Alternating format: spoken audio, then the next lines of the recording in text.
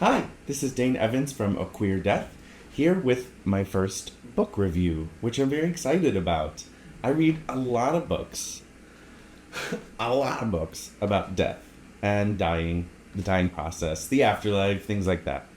And so I thought it would be interesting to talk about some of the books. The first book that I'm reviewing today is Free Yourself from Death Anxiety. This is a workbook by a doctor and a professor.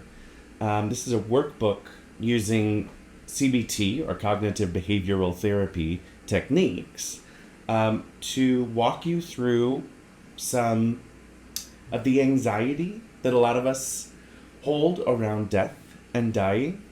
I say a lot of us because, of course, there's some people who don't have fears around death, and I love that for them. I think that's great.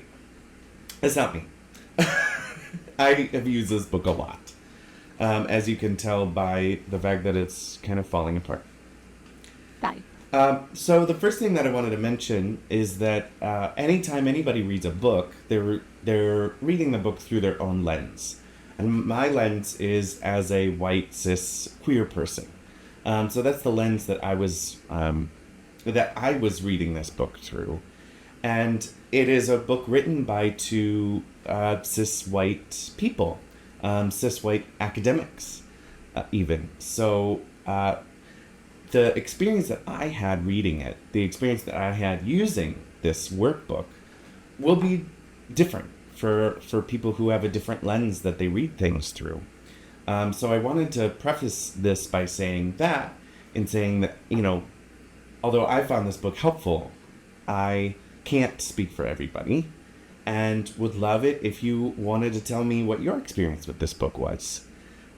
So I wanted to talk about first, its voice and tone. In my review that I wrote online on my Substack, I said it's like sitting in the office of a very knowledgeable therapist. But you never get to hear about the therapist's personal life. You never hear what the therapist is doing on the weekend. And what I mean by that is that, they do use we to say, we experience these things, da da da da da, which is great. But you're not going to leave this book having a better understanding of who the authors are. I guess that's not the point. It's a workbook. So you're supposed to, know yourself better. And I certainly found that was the case. So maybe it's not important that we know, a lot of backstory about the authors. But it's not, and we'll talk about this a little later, it's not a book that brings a lot of comfort reading it. It's a lot of hard work reading it and working with, some of the exercises that they have. Death is a really tough topic to talk about. It's a really tough subject to dive deep into. And this book really dives deep into it. And so I wouldn't say that this is a comforting book, but I think that the exercises that it moves you through actually bring you to a comfortable spot, if that makes sense. But I also have a book recommendation for something that is very comforting to read. So if it is something that you're looking for comfort on and not looking to really dive deep into it, explore, I will suggest that book later. So, yeah, it talks about the fear of death and dying in scientific and philosophical ways. One of my favorite quotes from this book is actually, let me find it. I have all these other things bookmarked, but not this quote. I only have a star written next to it. I have right here.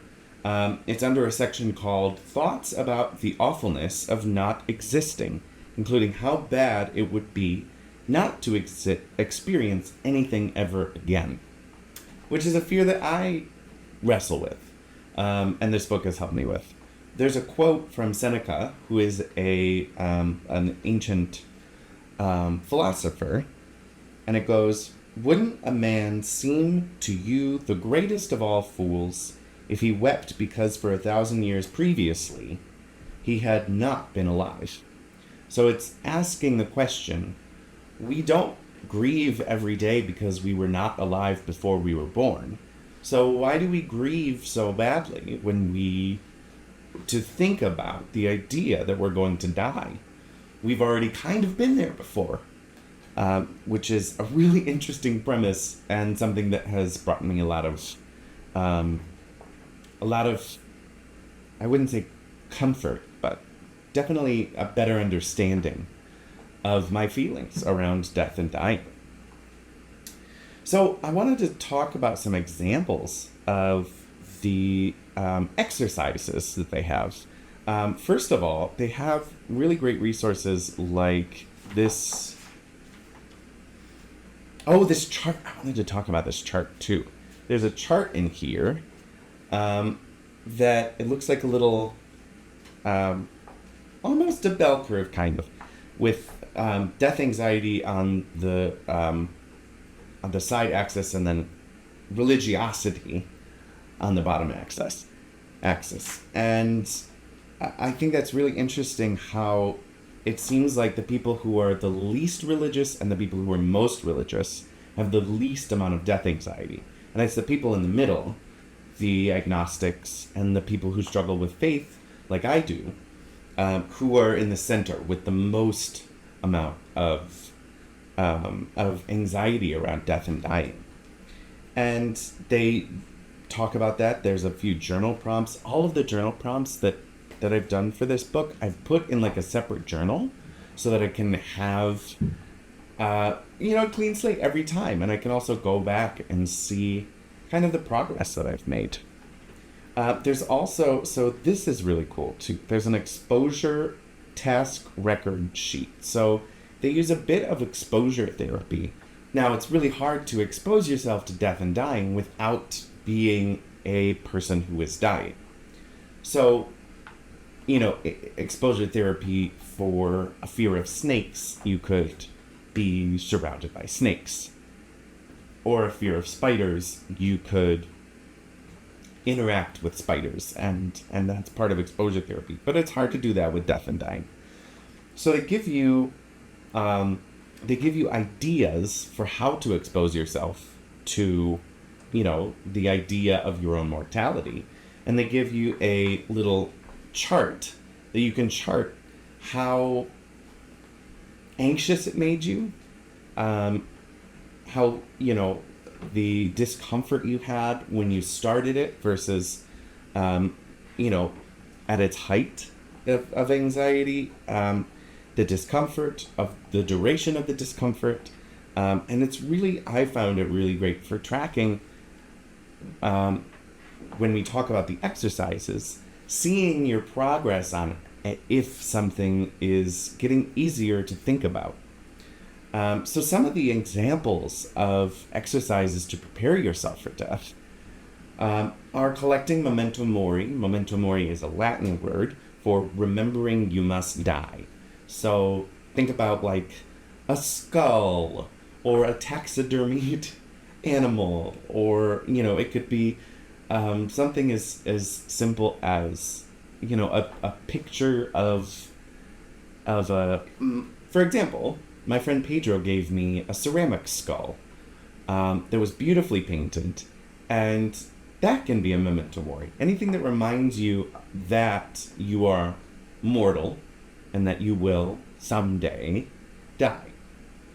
Again, this can bring a lot of anxiety to people, and that's why it's important to track your discomfort with these different exercises. Another example of an exercise that I really like is this one, making your will, which is really important, even especially for people who are not ill or facing death. It is important for everybody, no matter what your state of health, no matter what your age, to create a will and these other documents that have to do with what happens to you in the stages of the end of your life and after you have died. Because you need to give people a roadmap, or else they might be left scrambling to try and hopefully do the best they can for you. And in some cases, especially for queer and trans people, you want to be the one specifying the things that your loved ones are going to be carrying out. It's really important.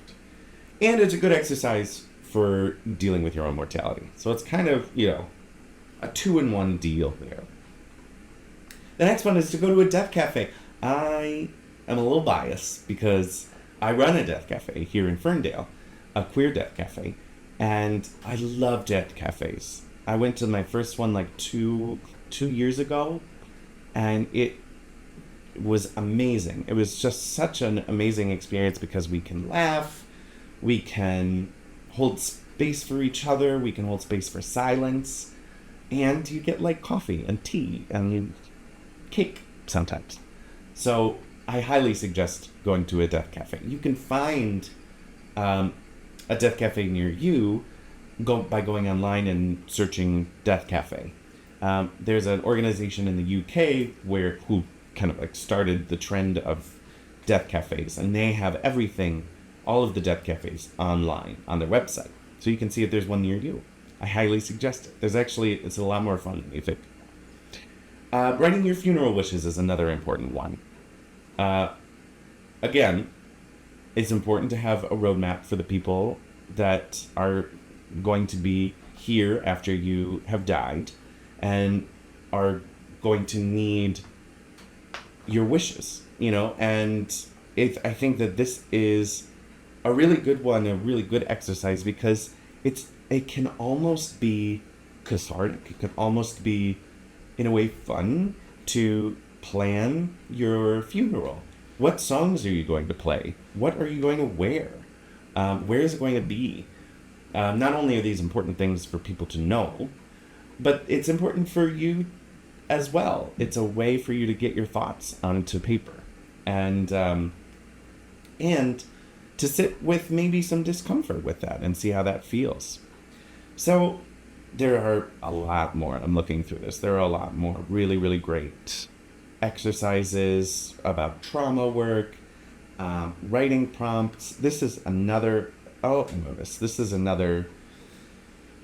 It's like spreadsheets and values, like a spreadsheet about values, like what do you value? It's a really great book. So, to wrap up, did it help? I think it helped me a lot. I continue to go to this book. It's a go-to book for me. I found it incredibly useful. Being able to put things down on paper is so therapeutic for me, and that's why, CBT, the cognitive behavioral therapy, works a lot with writing things down, journaling. And I don't prefer that method of therapy when I'm like face to face with a therapist, but I do love its ability to translate to writing. I love to write and I love to journal. And so it's really, really beneficial to have a book like this that can walk you through the exercises, the prompts, in order to get all of this anxiety written down on paper and to be able to dive deep into it. Now, as I mentioned before, it's definitely not a comfortable read. It's one that takes a lot of digging, a lot of discomfort sometimes. And I can understand if someone is not in the place, the mindset for that just yet. That's why I also suggested this book by Thich Nhat Hanh called No Death, No Fear. This is also a really good one. It is a very comforting book. It says it on the front page, comforting wisdom for life, right? So if you wanted to start there and start to think about mortality and then get into this workbook, that would be totally understandable. But I do think that this workbook is really, really helpful for people that struggle with death and dying anxiety. So be sure to check it out and let me know what you thought. I would love to discuss more about these books. And yeah, so I'll see you next time. Thank you so much for watching. Bye.